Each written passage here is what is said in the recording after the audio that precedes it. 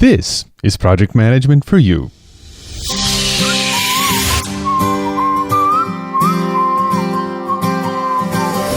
Are you a solopreneur, individual, or small business owner who struggles with ideas and lacks converting those ideas into reality? Do you underpromise, afraid you won't deliver? Learn the least you need to know to start your path of turning ideas into reality and delivering on your promises. Each episode is designed to help you get things done. Welcome to Project Management for You with Cesar Abeid.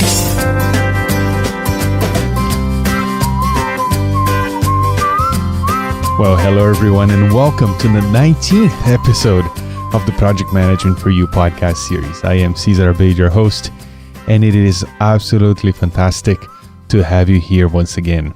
I'm glad you made it this far. On this show, I bring you my conversations with some of the best project managers I know as we try to break down and explain the wonders of project management to you so you too can start turning your ideas into reality, delivering on your promises, and getting things done by using project management principles and ideas. Now, for the past 18 episodes of this series, I've been interviewing project management experts on this topic. And last time when I had Mark Phillipy on the line as a guest, after we recorded the interview, we had this thought. What about if we reversed roles for the last interview of this series, which is today? And we matured that idea a little bit and we decided to do it. So Mark Phillipy today interviews me for a change on this topic. So pretty much the same questions that I've been asking all the other project management experts here on the show. Mark Phillipy asked me, and I shared my point of view and my ideas and my take on this thing called project management. So that's what I bring to you today here is Mark Phillipy from the Sensible Project Manager website and podcast and Google Plus community. And he's going to interview me on what project management means to me and the least people need to know to use project management to start getting things done and delivering on your promises and turning ideas into reality. And as I said, this is the last interview of the series, and the next episode, or episode 20 of this series, is the last one. So stay tuned for that, and let's get started. Project Management for You, breaking down project management and supplying you with tips, advice, and simple steps to turn your ideas into reality. Learn more at projectmanagementforyou.com. All right, I'm here with Cesar Abeid, and Cesar is a good friend of mine. We've met online. I haven't met him directly, but I can't wait to the time that I get to meet him in person. I've been following what he's been doing on his own podcast, and he's also writing a book. So welcome to the show, Cesar. Thanks, Mark. Thanks for having me. It's great to finally be on your show. You've been on my show twice, and I feel like I know you, and I'm very thankful for the opportunity here. Thank you. Well, let's start with, would you just introduce yourself? Tell us a little bit about yourself. I can't imagine that there are very many project managers out there that hasn't heard the golden voice of Cesar Abeid. But why don't you introduce yourself and then give us a little bit of a rundown of what you're doing with the book that you're writing. Cool. Yeah. Okay. I am, as you said, my name is Cesar Abeid, and I am a native of Brazil, but I've been living here in North America since 1997, and I have a degree in electrical engineering, and I also am a project manager, and I have the PMP designation, project management professional, by the PMI since 2010. And I work in our family business. We have a small, tiny little company that provides big service to the construction industry. And I work with my father, who's a civil engineer and also a project manager. He has a PhD in construction management. And we provide this service to the construction industry. And what I do as well is that I'm a podcaster. And I started podcasting with the Construction Industry Podcast, which is a show that's there in iTunes and Stitcher and all the other catalogs. That is it's a show dedicated to construction professionals, and that's my company's podcast that I host and produce. But since I think 2012, it's last year, 2013, I decided to do another show that really speaks to my passion, which is project management, and the show is called Project Management for the Masses. And I started that last year, and it has been a blast to do that. And as I mentioned, I interviewed you on the show and a number of other cool project managers who are doing fantastic work, and just speaking with different project managers who are successful out there, and a lot of them are speakers, and they have books, and they do training programs and seminars, and that just kind of inspired me to write my own book, using my own experience, and also all the things, the little tidbits of wisdom that I've gotten from my guests on the show. I decided that, you know what, I think I need to put this into, compile this, all my ideas and my thoughts into a book. And that's what I'm focusing on this month with a Kickstarter campaign, which just as of last weekend is now fully funded. So congratulations. Thank you, Mark. Thank you for your support. You supported me in this project in many, many ways, and I appreciate that. And the book is basically, the book is going to be called Project Management for You.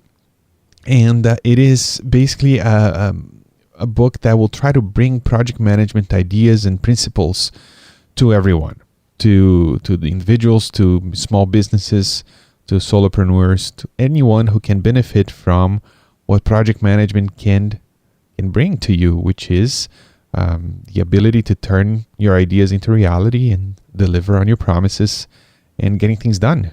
It works for companies, and it can work for you as well. So that's the idea of the book. I'm really excited by the fact that the campaign is funded and the book will happen. So early next year, again, I'm going to have a shiny new hardcover book that I'll be mailing out to people, and I'm really excited about that. You're not ready to announce a date yet, are you? I'm not. The date is, as good project managers, you should always give them a range, right? So the aim is by the end of January 2015, I should be shipping. But as I have never written a book before, so this is my best guess, and I'm pretty confident it'll happen. But you know how those things go. Well, Cesar, I applaud you for doing this. I have, as I mentioned when I was on your show, that English was never my forte, and I've had to push myself to become a better communicator. So I'm looking forward to reading your book. Thank you. And English is not my forte either, because it's my second language, and just a few years ago I didn't even speak it. So it's been a long journey for me. Let's put it that way. Well, you're doing wonderful at that. Thank you. Well, Cesar, just so for my audience, the Cesar interviewed me, as he mentioned, for one of the project managers that he interviewed for getting ready for his book. And in doing so, after we talked, we decided that it was time to turn the tables on Cesar. So the same set of questions that he asked me and all the other project managers that he interviewed during his series, I am going to ask those same questions to you, Cesar, and see how you respond. I was thinking about this. You probably have heard, well, I know you have heard because I've heard all of your episodes. I know that you've heard a lot of different types of approaches on the answers you have received. So I'm really looking forward to hearing your answer on each one of these questions. Shall we get going? Let's do it. All right. So first of all, how would you define project management for the layperson? Mark, just before I answer this, I did get a lot of different responses and replies to these questions, but there is a common thread, and I was happy to realize that they kind of agreed with my position as well. So how would I describe project management to the layperson? I do this all the time. To family and friends, and in people who reach out, find the podcast, but they don't know what project management is. They ask me this question. And the way that I describe this is project management is basically a fancy term that the business world uses to describe the process they use to bring ideas into reality. Okay, so it's what allows them to make a promise to their client base or to their employees or to some stakeholder and deliver on the promise, right? It's what allows them to get things done. Well, wonderful. So talking about getting things done, so as you gave that definition of what a layperson would need to know about project management, what is the least somebody needs to know about project management to get started on that path of getting things done? Very good. Well, the least people need to know, I think we should always start by looking inwards. And this is one thing that I really had to do myself. And to understand that we as project managers, or we who are just trying to get something done, turn some idea into reality, we are not, our brains are not made for dealing with complexity. Our brains are not multitaskers. Okay. So what we're really good at is doing one thing at a time and focusing on one thing at a time. And projects, almost by definition, are complex things. They're not made by one thing that we need to be doing at a time. It's just a lot of things that need to be done. So I think the least people need to know is that there must be a step between the idea and reality, and a step in which you take complexity and breaking down into a sequence of simpler things. So we can then start working on these simpler things one at a time without the overwhelm. So I think the least people need to know is that we are not wired to look at a project as a whole and come up with a plan. We need to break it down, and we need to brainstorm with other people. We need to bring people to help us and break it down and do one thing at a time and take it easy. I think that's the least people need to know. Well, that's an interesting answer. Being able to really, as they say in project management, to decompose the work that needs to be done. That is, I completely agree with. That's a great way to look at it. Let's talk about the stages that it takes that you would take in bringing a project to reality. Okay. The answer here is very much aligned with the PMI, I think, and this was something that was across the board. It was pretty much, I think every project manager I had on the show agrees with me here one way or another. Maybe they worded it differently, but the idea is to, number one, you need to define what it is you're trying to do, right? Because if you don't know what you're doing, then it's really hard to do it. or as I say it all the time, if you don't know where you are going, any road will take you there. So you need to define it. So you start with definitions, and that usually means, coming up with requirements and a detailed description of what this project is, what it is that you're trying to accomplish. And then after that, you need to, and this is all part of the planning process, right? So you need to break it down, as I said earlier. So you need to decompose that project using a tool like a document, like a work breakdown structure, and break it down and decompose until you get to work packages, and that would allow you to estimate, time and cost. Allow you to delegate and assign these work packages to different people, and you can plan who is going to do what by when. Then after that is the execution, is when you do those work packages and when you work on them, either you or your team, and you work them. And as you do that, you need to monitor and control, right? Make sure that things are being done on time and within scope and on budget, and make sure you're hitting your milestones. And so you keep an eye on it.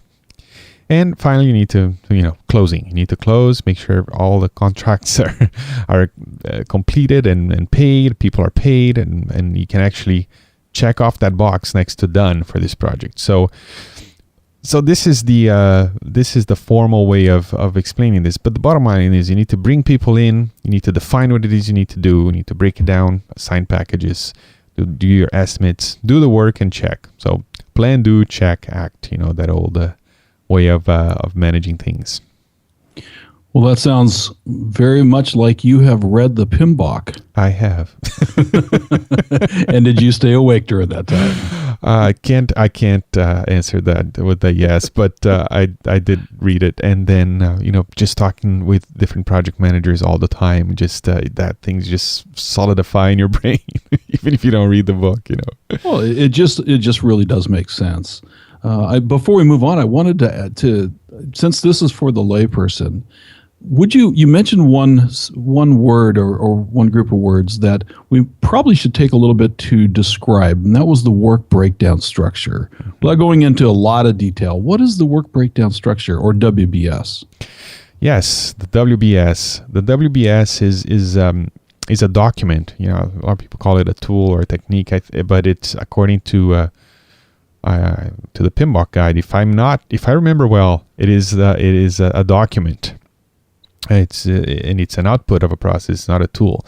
And it's basically an organizational chart type of document that shows how your project is broken down into different deliverables, right? So you take your project, imagine like a mind map or organizational chart in which the top bubble is the project itself, and then the first layer of sub bubbles or sub deliverables are the main sub-deliverables that added together compose that project. So, let's say the first level of sub-deliverables, when you add them all up, they need to add up to that project. So that's called the 100% rule, if I recall.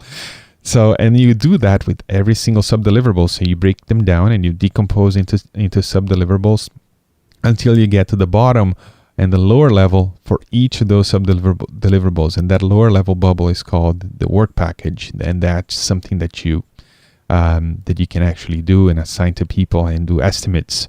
You can sequence them and you can use them for a number of things, including creating schedules and budgets and things like that. So it's a very, very helpful document because it lists all the things that need to be done for your project to be completed. So if you add up all those work packages, you add them all up, and if you do all of them, that means that your project is complete. And on the other end of the spectrum, it also means that if something is not on the work breakdown structure, it is not going to get done, right? So it's a document that really adds clarity to what it is that you're trying to do, and the best way to do it is to bring your project team together and people who are going to be working on this, and brainstorm this together so everybody's clear and in agreement to what the project is and what it is to be done for that project to be complete. Great explanation. And really, that goes back to your first point, and that is, if you look at a project and you look at all the complexities of it, you can almost drive yourself nuts trying to figure out how you do this. And building a WBS or work breakdown structure, and that allows you to get it to a small enough pieces that you can actually do something with. So that's a great technique, and you're right, producing that document will help you in your planning stages. So that's one technique. Would you use that as the technique that you would recommend, or is there another technique that you would recommend that would help you as somebody was learning how to do project management? Mark, I think that would be the one. If you ask me if I could recommend one technique, it would be decomposing and with the intent of creating a work breakdown structure. I think that's what I would recommend to anyone as a one thing. Because when you have that, everything else to me kind of stems from that. All your who you need to bring into a team to help you do. Okay, well, look at your breakdown structure. And look at the work packages that you can't do or you shouldn't do or you don't want to do it yourself. And that this is something you can hand off to someone. Or also it helps you with creating a budget, creating a schedule. So it allows you to answer questions like, when is this project going to be done? How much is this going to cost? Who do I need to bring into this project? Or if you need to crash that schedule, if you want to do it faster or cheaper, it also allows you to make those decisions because it adds clarity. It also it is a tool that, because it breaks down that project into its more, let's say, chewable, right? Easy to chew bits. You can actually, like, if you need to replace your project manager and you bring another project manager on board, the new project manager can look at this and hit the ground running. So it just adds so much clarity that I think that is the number one tool or technique or that I would recommend to people looking into project management. Do you have any recommends of where people might go to find more information about a WBS? Yes, I have two recommendations. Margaret Maloney from pmstudent.com, she has an ebook on WBSs that is a great entry-level explanation of what it is and how to do it. And I read that book a couple times. It's really good. You can find that at pmstudent.com. And then I had Rich Maltzman from Earth PM on the show. And he also recommended a book that I checked out. It seems like it's a great resource. It's called Secrets to Mastering the WBS in Real World Projects.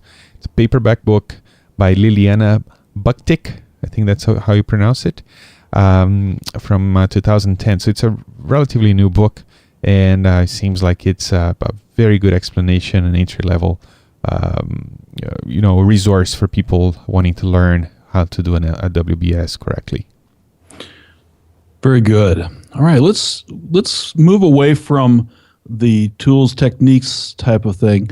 When we're working on projects, I don't remember very many projects that I've ever done where I was the only person on the project. Technically, there could be, but most of the time, we are working with people. What do you think are the best ways that you have found to be able to learn how to delegate and to compel people to collaborate together? Mm-hmm. I asked this question of my guests, and I'd say 9 out of 10 did not like the word compel.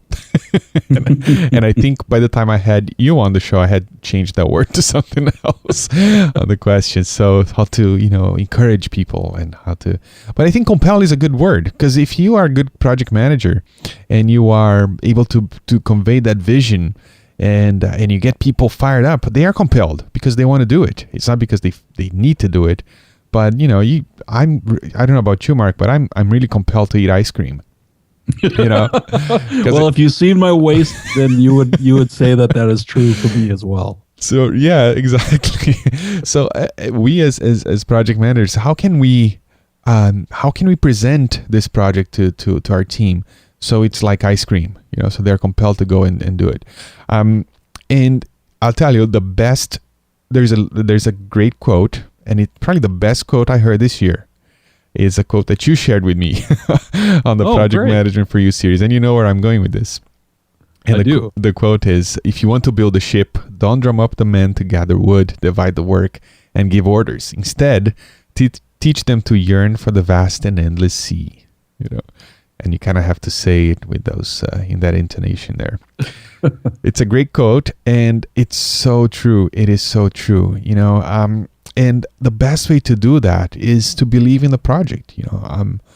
My friend Tracy Duez, she was a guest on, I think it was episode 2 of PM for the Masses. And since then we have become great friends, and we speak on a regular basis. And she is all about intrinsic value, finding the intrinsic value in people and in the things that you do, and always trying to find a way how your project is going to impact people. Even the most mundane of projects, let's say something simple as I don't know, you're in IT, I'm sure you come across some projects that are not as exciting as, building ships. But they are there. Yes. But you know what? They always impact people. Let's say you're implementing a new software, changing or switching from one platform to another. This is going to impact the team. This is going to impact the clients. This is going to impact your customers. I have a very good friend, one of my best friends here in Canada. He works in IT in the hospital, and talk about impacting people, but you might not see, you might just see bits and bytes in front of you, but there is value in that project because you're going to be helping patients eventually. So trying to find that nugget of intrinsic value to the project that you have, and then just run away with it and embrace that as something good that you're doing, and then people will see it, and they'll be excited as well. The other thing I wanted to say here is the best way to encourage people and to work with people is, number one, be yourself. People relate to people, and they'll follow you if they see that you are human, and be a friend and show that you are on their side as well, and be helpful. One thing that I learned this it really solidified it in my mind and in my being was with the podcast, because the podcast is something that I do week in and week out. And you do this as well, Mark, so you know what I'm talking about. We reach a lot of people with this content, and to do this consistently like we do, we can't put up a persona. We have to be ourselves here. Otherwise, it's hard to keep up. If we're just trying to be someone else week after week, it's really difficult. So eventually, you might even start that way, but eventually, the real you come out, and that's when people reach out. That's when the show resonates with people, and they reach out and they follow you. And that's what that's how I was able to create this Kickstarter campaign and have people come and support me. I think because they see me as just somebody just like them who is trying to make it in this industry as a project manager, and is trying to learn and trying to add value. So my point is, be yourself, be helpful, and try to find the intrinsic value that your project is going to bring to the world, and embrace it and tell it like a story, and people will listen and they'll follow you. Wow. In that bit that you just talked about, you hit probably 3 or 4 of my hot buttons. I really do believe it is so important to find that intrinsic value. If you can't find the value in a project, then why are you even doing it? And on top of that, being able to convince and compel other people, you can only do that if you believe in it yourself. And by the nature of you believing it, they'll see your excitement, and then that excitement will catch to them, and they will begin to understand that value. Great answer. I love how you put that. Thank you. All right. So a final thought for the listeners about project management. What would you say are those final things? And then as you finish up, please give us a little bit more information about your Kickstarter. I know that you're fully funded, but people are going to want to be looking for that book and how they can get involved as well. Yeah. All right. My final thought for the listener who wants to learn and use project management is that there's a problem out there, and here's the thing. And this goes really well with the book idea. I think that project management is really a wonderful thing, and it's really helpful, but I feel like it's trapped. It's trapped in a cubicle, as I say, and it can be used in the laundry room, but it doesn't get there because it's trapped. And the reason why it's trapped is because there's a lot of books, there's a lot of materials, a lot of training, a lot of education in project management, but the language is very corporate. So I've had this happen even in our company. I gave one of our team members, he doesn't work with us anymore, but he was a technician, and I thought, maybe he could be like interested in projects and maybe could become like a project coordinator. And so I gave him some materials to read, and when he kind of read, didn't go anywhere, but when he left the company and we had our talk, he shared with me, like, I looked at the material and it didn't speak to me. I thought it was really boring, and I thought, oh, what a shame, because it's really helpful if you can get beyond the lingo and the jargon. So the material out there is dry, but it works, and that's my message here. That's my final thought. And what I'm gonna try to do with this book is to kind of bridge that gap a little bit, because there is so much that we can. For example, the work breakdown structure is something that anybody can implement. You don't have to be a project manager. You can do that for any project that you're working on. Let's say you're doing a bathroom renovation, or you're trying to you have a hobby and you want to build. If you're a carpenter, you want to build a picnic table. You can use a work breakdown structure to help you in those things. And especially for me, because my brain is not very good with keeping things. My memory is really bad and I'm disorganized. And project management really offers you a framework and a system that you can feed your ideas into one end, and you can turn a crank and it comes out the other end as something tangible. So the book, let's talk about the book. So the book, that's the idea for the book. So what I did is I created a Kickstarter campaign to help me with the costs of self-publishing. Now, as you said, the campaign is fully funded, but there's still about 10 days as we record this, 10 days for people to go and support the campaign. Now, you can wait until the book is published and buy the book that way, but there are some advantages of going through the Kickstarter page. There is, for example, one level of a reward there called, I called it the no-brainer reward, that when you can get the book, you get the ebook version of the book, and you got the audio version of the book, and you get 3 other ebooks written by my writing publishing coach on entrepreneurialism, if that's a word. So it's a really a good deal, and that's going to go away when the Kickstarter campaign ends. So if you go to projectmanagementforyou.com, it's going to take you to the Kickstarter page.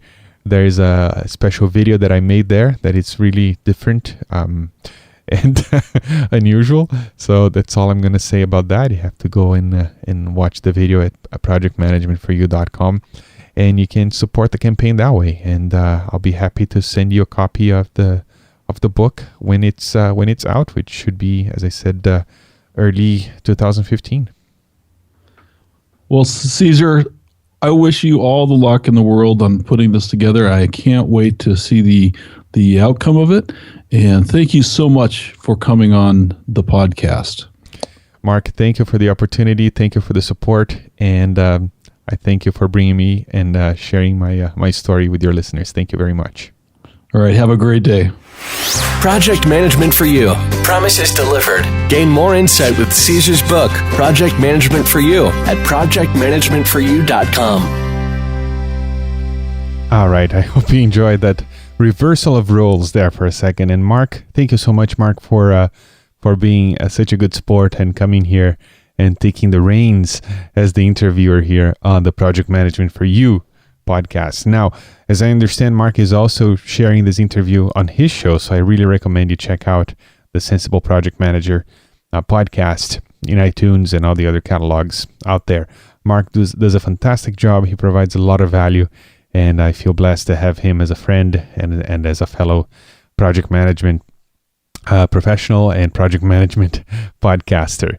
And as I mentioned there during the interview, my Kickstarter campaign has been a tremendous success. It has gone so well beyond my wildest expectations. And as I said, as I publish this episode here today, it is still going on. So you still have a few days to go and help me and back this campaign and add your name to the roster of this. Right as I speak right now, 110 other backers who together have made this project a success. And to do that, you can go to projectmanagementforyou.com and you can watch the video that I mentioned and see, and you can click on the backers and you can see the list of backers there. It's just a fantastic list of individuals, and I thank you for listening to the series, and also for supporting me. Either by sharing the link with your friends and also supporting me by being a backer of the campaign. Again, projectmanagementforyou.com. You can see all the details there. And that's what I had for you today. I hope you enjoyed this, a little bit of a different episode.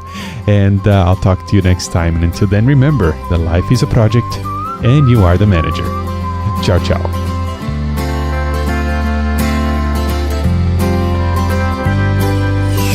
Thank you for listening. Tune in next time for more inspiring interviews and key information to help you get things done. Want to learn more? Go to projectmanagementforyou.com and order Cesar's book, Project Management for You.